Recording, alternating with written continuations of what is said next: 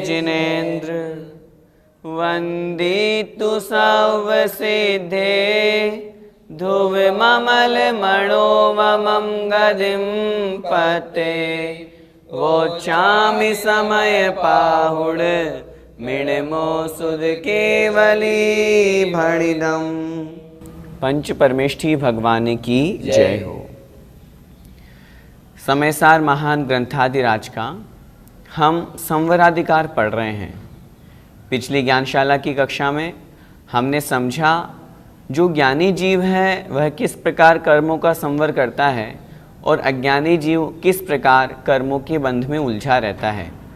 आचार्य भगवान ने स्वर्ण का उदाहरण देकर के हमें समझाया कि जिस प्रकार सोना अग्नि में तपाए होने पर भी अपने स्वर्ण स्वभाव को नहीं छोड़ता, उसी प्रकार ज्ञानी जीव कितना भी कर्म उसको तपा लें, कर्म कैसे भी उसके उदय में आए तो भी वो अपने ज्ञान दर्शन रूप स्वभाव को नहीं छोड़ता और इसी कारण से वह अपने ज्ञान दर्शन रूप स्वभाव को प्राप्त करके शुद्ध अवस्था को प्राप्त कर लेता है। अब फिर शिष्य ने प्रश्न किया, भगवान अगर ऐसा है तो फिर वो शुद्ध स्वभाव का चिंतन करता है तो वह शुद्ध कैसे बन जाता है? उस बात को बतलाने के लिए आचार्य भगवान अगली गाथा कह रहे हैं। देखें गाथा क्रमांक 193। शुद्धम तु वियाणन्तो शुद्धं तु वियाणन्तो शुद्धमेवप्ययं लहदि जीवो शुद्धमेवप्ययं लहदि जीवो जानन्तो दु अशुद्धं जानन्तो दुःशुद्धम् अशुद्धमेवप्ययं लहदि अशुद्धमेवप्ययं लहदि। बोलिए, शुद्धं तु वियाणन्तो शुद्धमेवप्ययं लहदि जीवो जानन्तो दु अशुद्धं अशुद्धमेवप्ययं लहदि। शुद्धं तु वियाणन्तो शुद्धमेवप्ययं लहदि जीवो जानन्तो दु अशुद्धं अशुद्धमेवप्ययं लहदि। गाथा का अर्थ देखते हैं। शुद्धम तु वियाणन्तो, शुद्धम अर्थात शुद्ध को। शुद्ध कौन? आत्मा। शुद्ध आत्मा को, जो सभी कर्मों से रहित है, ऐसी शुद्ध आत्मा को तो मतलब तो वियाणन्तो अर्थात जानता हुआ, अनुभव करता हुआ शुद्ध आत्मा का। शुद्धमेवप्ययं लहदि जीवो, शुद्धमेवं अपयम, शुद्धम एवप्ययम अर्थात शुद्ध ही, अपयम अर्थात आत्मा को, लहदि प्राप्त करता है, जीवो अर्थात जीव। वह जो जीव है, वह जो आत्मा है, वह शुद्ध आत्मा को जानता हुआ शुद्ध आत्मा को प्राप्त करता है। क्या मतलब?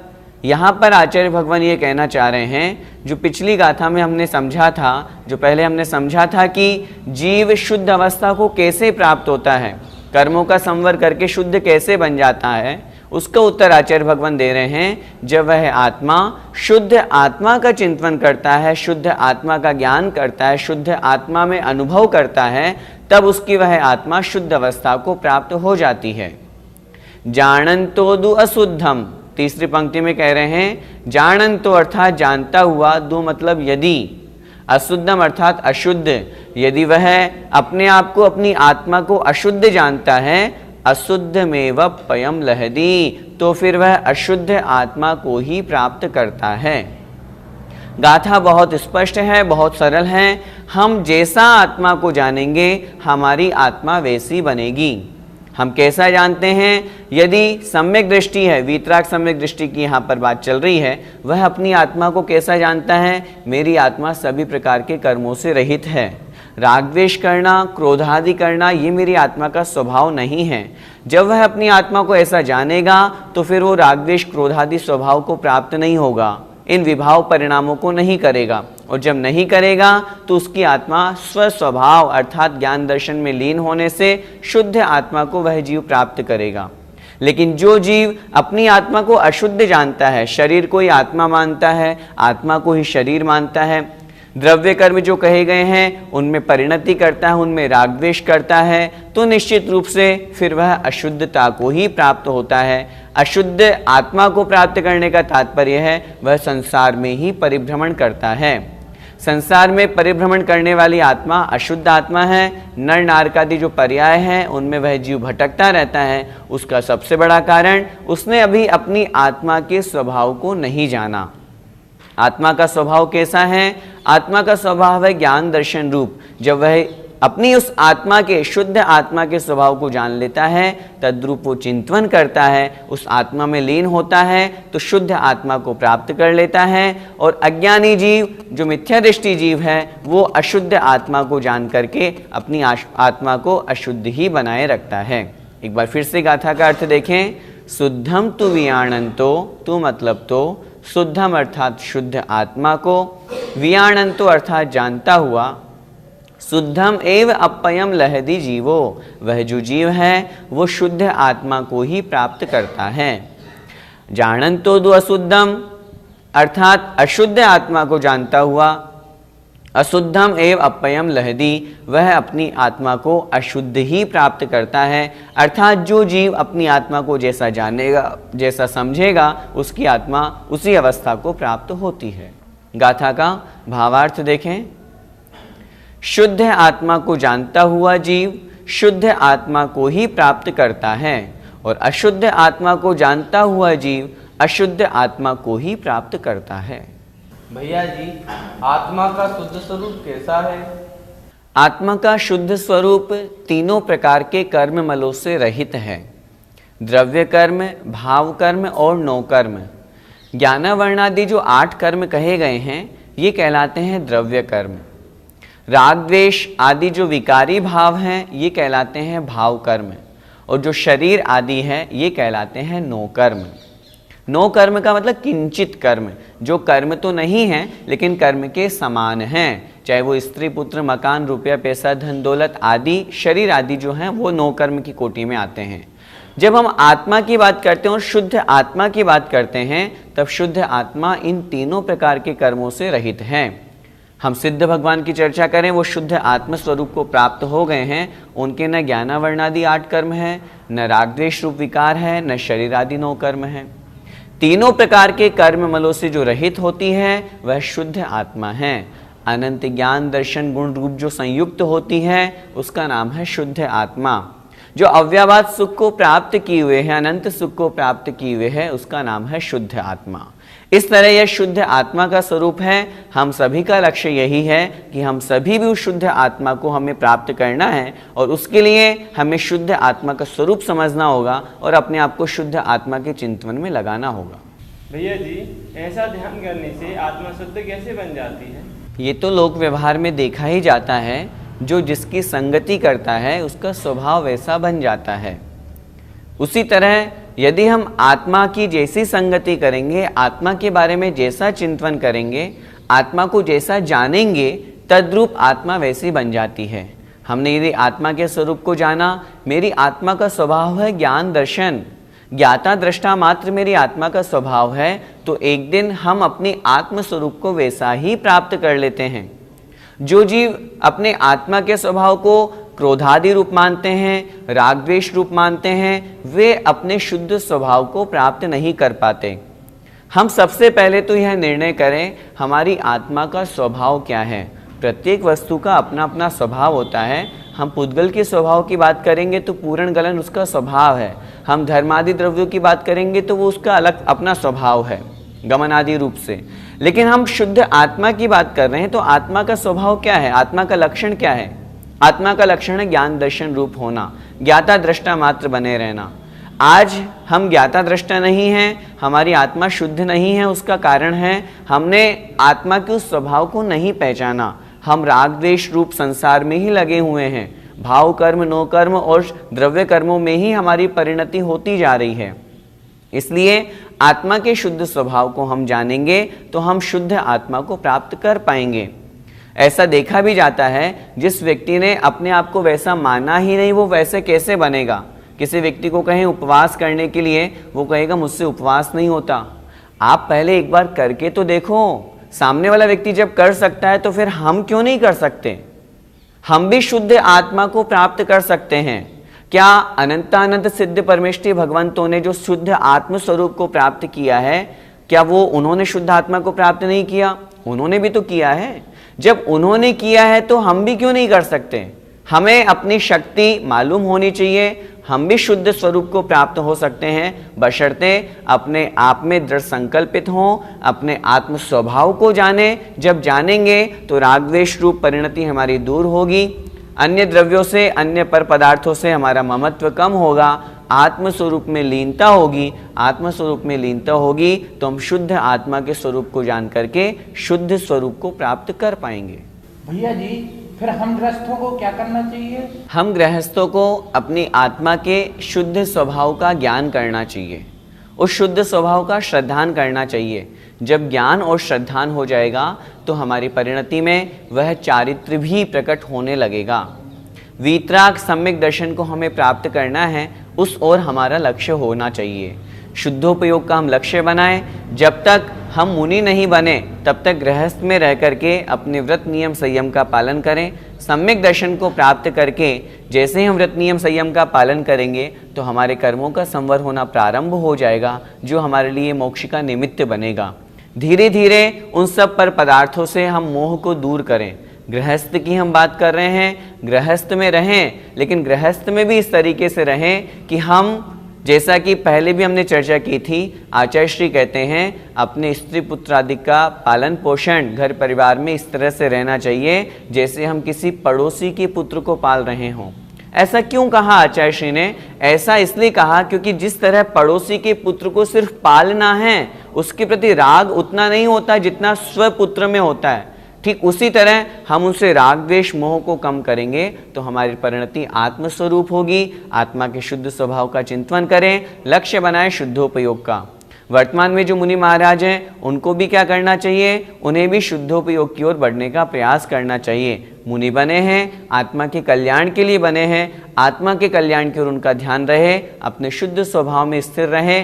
पंचम काल में शुद्धोपयोग का अभाव तो कहा नहीं है, शुद्धोपयोग हो सकता है। ऐसे वे मुनि महाराज जब तत्व चिंतन में लगे रहेंगे, आत्मस्वरूप में लीन होंगे, तो उन्हें इस पर्याय में निश्चित रूप से शुद्धोपयोग की प्राप्ति होगी ही होगी। आचार्य श्री का पद्यानुवाद पढ़ते हैं। साधु समाधिरत हो निज को विशुद्ध, जाने बने सहज शुद्ध अबद्ध बुद्ध, रागी स्व को समझ रागमयी विचारा, अज्ञान के तिमिर में निज को विसारा, होता न मुक्त भव से दुख हो अपारा।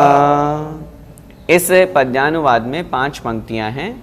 देखो दूसरी पंक्ति में बहुत स्पष्ट आचार्य भगवान कह रहे हैं, जाने बने सहज शुद्ध अबद्ध बुद्ध। 3 विशेषण दिए। शुद्ध अर्थात राग द्वेष रूप भाव कर्म, नौकर्म शरीर आदि और द्रव्य कर्म ज्ञानावरणादि उनसे रहित शुद्ध।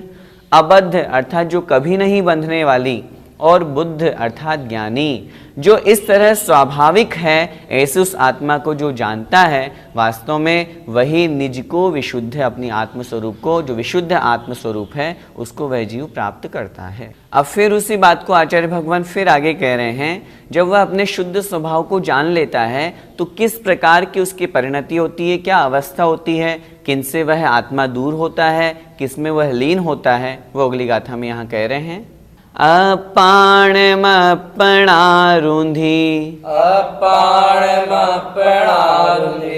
दूण दो पुण्य पाव जोगेसु दूण दो पुण्य पाव जोगेसु दंसणाणं मिठिदो दंसणाणं मिठिदो इच्छा विरदोय अन्नम्हि इच्छा विरदोय अन्नम्हि। बोलिए अपाणमपणारुंधी दूण दो पुण्य पाव जोगेसु दंसणाणं मिठिदो इच्छा विरदोय अन्नम्हि। अपाणमपणारुंधी दूण दो पुण्य पाव जोगेसु दंसणाणं मिठिदो इच्छा विरदोय अन्नम्हि। गाथा का अर्थ देखते हैं। अपाणमपणारुंधी दूण दो। अपाणम अपणा, अपाणम अर्थात आत्मा को, अपणा अर्थात आत्मा से, आत्मा के द्वारा, अर्थात अपनी आत्मा को अपनी आत्मा के द्वारा रूंधी दूण दो अर्थात रोक करके। किससे रोक करके? पुण्य पाव जोगेसु, पुण्य और पाप रूप दोनों प्रकार की क्रियाओं से, पुण्य और पाप रूप दोनों प्रकार के योगों से अपनी आत्मा को आत्मा के द्वारा रोक करके दंसणाणं मिठिदो, दंसणाणमि दर्शन ज्ञान में, जो आत्मा का स्वभाव है ज्ञान दर्शन, उस स्वभाव में ठिदो मतलब स्थित होता है। और कैसा होता हुआ? इच्छा विरदोय अन्नम्मि, इच्छा विरदो अर्थात इच्छाओं से विरक्त होता हुआ, यह मतलब और अन्नम्मि अन्य पर पदार्थों से, अन्य पर पदार्थों से इच्छा विरक्त होता हुआ अर्थात किसी भी प्रकार की कोई भी इच्छा नहीं करता हुआ, जब वह आत्मा अपनी आत्म स्वरूप में लीन होकर के आत्मा के ही द्वारा पुण्य पाप रूप योगों से उस आत्मा को हटा देता है, रोक देता है और दर्शन ज्ञान रूप में स्वभाव में स्थित हो जाता है, तब वह आत्मा अपने शुद्ध स्वभाव को प्राप्त करता है। और जब शुद्ध आत्मा को प्राप्त करता है तो निश्चित रूप से उस आत्मा के संवर होता है। यहाँ पर आचार्य भगवान यह कह रहे हैं, जो पिछली गाथा में हमने पढ़ा कि वह आत्मा शुद्ध आत्मा का चिंतन करता है, शुद्ध आत्मा को जानता है, जानते समय उसकी कैसी परिणति होती है, क्या अवस्था होती है, वो यहाँ पर आचार्य भगवान कह रहे हैं। दो बातें हमें विशेष रूप से यहाँ समझनी है। किनको रोकना है? पहली बात कही पुण्य पाव जोगेसु, अपनी आत्मा को आत्मा के द्वारा ही पुण्य पाप योगों से दूर करना है, चाहे वो पुण्य रूप में हो चाहे पाप रूप में हो, दोनों से अलग करो। दूसरा काम है अन्नम्मि इच्छा विरदो, अन्य पर पदार्थों से, चाहे वो हमारा शरीर हो, स्त्री पुत्र आदि है, समस्त पर पदार्थों से, अन्य सभी पर द्रव्यों से वह इच्छा विरक्त होता हुआ, उनसे इच्छाओं को हटाता हुआ, दो को हटाना है और एक आत्म स्वरूप में लीन होना है, जो ज्ञान दर्शन रूप स्वभाव है। ऐसी आत्मा में वह जीव जब स्थित होता है तो वह शुद्ध आत्मा को प्राप्त करता है। एक बार फिर से गाथा का अर्थ देखें। अपाणम अपणा, आत्मा को आत्मा के द्वारा, रुंधी दूण दो अर्थात रोक करके, पुण्य पाव जोगेसु पुण्य पाप रूप योगों के द्वारा, पुण्य पाप रूप जो क्रियाएं हैं उनसे अपनी आत्मा को उनसे रोक करके, दंसणाणं मिथिदो दर्शन और ज्ञान रूप जो स्वभाव है उसमें स्थित होता है। इच्छा विरदोय अन्नम्मि और अन्य पर पदार्थों से इच्छा विरक्त होता हुआ, अन्य पर पदार्थों में इच्छा नहीं करना, पुण्य पाप दोनों से अलग हो गए, बस शुद्धोपयोग में अपना आत्मचिंतन कर रहे हैं, आत्मस्वरूप में लीन है, उस समय वह जीव शुद्ध आत्मा को प्राप्त करता है। जब उस समय वह आत्मा के शुद्ध स्वभाव का इस तरह से चिंतन करता है, इस तरह से आत्मा को जानता है, तो निश्चित रूप से उस समय उसके शुद्धोपयोग कहा, वीतराग सम्यक दर्शन ज्ञान चारित्र एक साथ कहा और अभेद रत्नत्रय के बल से वह जीव अपने शुद्ध स्वरूप को प्राप्त कर लेता है। आइए गाथा का भावार्थ देखें। जो पुरुष पुण्य और पाप रूप दोनों प्रकार की क्रियाओं में भटकने वाले अपने मन को अपने आप में रोक करके अपने से अन्य देहादि वस्तुओं में होने वाली इच्छा रहित होता हुआ मात्र दर्शन ज्ञान में आत्मा में स्थित होता है, यहाँ पर अगली 2 गाथाओं में इस वाक्य को पूरा करेंगे, अर्थात उस आत्मा के संवर होता है, वह आत्मा अपने शुद्ध स्वभाव को प्राप्त करता है। भैया जी, ऐसा करने से कर्मों का संवर कैसे होता है? आगे निर्जराधिकार में 219 नंबर की एक बहुत सुंदर गाथा दी है। आचार्य भगवान उस गाथा में क्या कह रहे हैं? आत्मा में ही रत रहो, आत्मा में ही संतुष्ट रहो और आत्मा में ही तृप्त रहो, जिससे आत्मा परम सुख परम आनंद को प्राप्त करता है, मोक्ष को प्राप्त करता है। कितनी सुंदर गाथा है। जब अन्य पर पदार्थों से समस्त प्रकार से हम दूर हो जाएंगे, हमारे लिए उस आत्मा के लिए आत्मा ही सब कुछ है, उसी में लीन होना है, उसी में संतुष्ट होना है, उसी में तृप्त होना है, तो निश्चित रूप से आत्म स्वरूप की प्राप्ति तो होगी ही होगी। गाथा में जैसा कि बताया गया, संवर कैसे होता है? संवर इसीलिए तो होता है जब वह जीव पुण्य से भी दूर हो जाएगा, पाप से भी दूर हो जाएगा, शुभ योग से भी दूर, अशुभ योग से भी दूर, शुभ परिणामों से भी दूर, अशुभ परिणामों से भी दूर। मात्र शुद्ध परिणाम, आत्म स्वभाव रूप जहाँ परिणाम होंगे तो निश्चित रूप से उस जीव के संवर होगा ही होगा।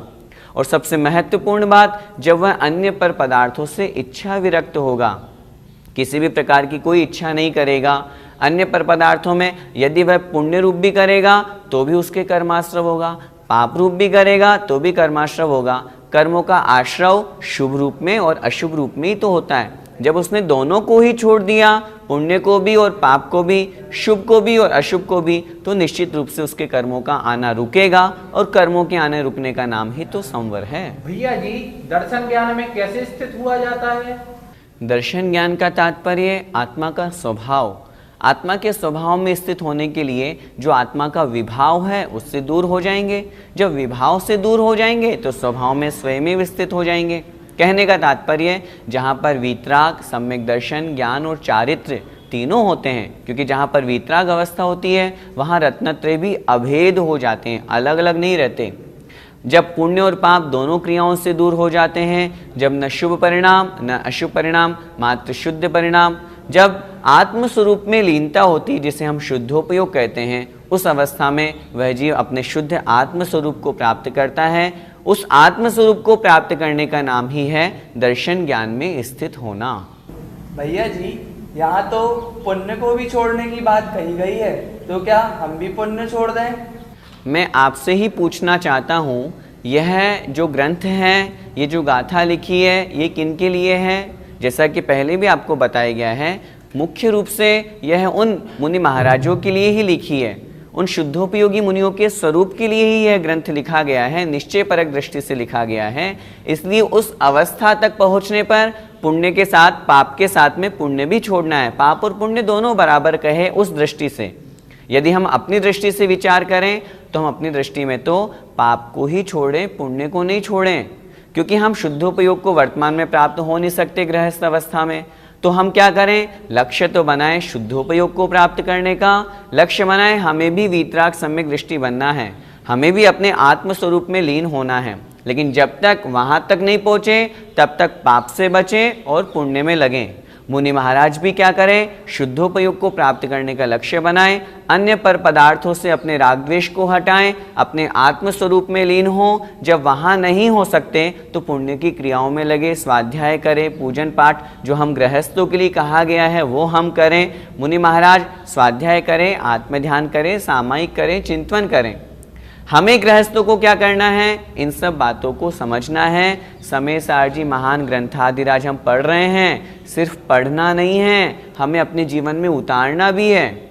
हमारी जो विभाव परिणति है, राग द्वेष बहुत अधिक होता है, उसको हम कम करें, क्रोधादि को कम करें, तब तो हमारा समय सार जी पढ़ना सार्थक होगा। इसलिए हम राग द्वेष को कम करें, व्रत नियम संयम का पालन करें, पापों से बचें, पुण्य को प्राप्त करें, लक्ष्य बनाएं शुद्धोपयोग का। बस एक ही लक्ष्य है, हमें मुनि बनकर के शुद्धोपयोग को प्राप्त करना ही करना है। इस तरह का हमारा लक्ष्य होगा तो हमारा पढ़ना भी सार्थक होगा। पद्यानुवाद पढ़ते हैं। जो आपको सब शुभाशुभ वृत्तियों से पूरा बचा कर सुखा सुख साधनों से सम्यक बोध व्रत में रुचि से लगाता है, त्याग राग पर का निज गीत गाता। जो सम्यक्त्व, बोध और व्रत, बोध अर्थात ज्ञान, व्रत अर्थात चारित्र, इनमें अपने आत्म स्वरूप को लगाता है, वह राग पर का अन्य सब पर पदार्थों के राग को त्याग करके अपने आत्म का ही गीत गाता है, अपने आत्म स्वरूप में ही लीन हो जाता है। जय जिनेन्द्र।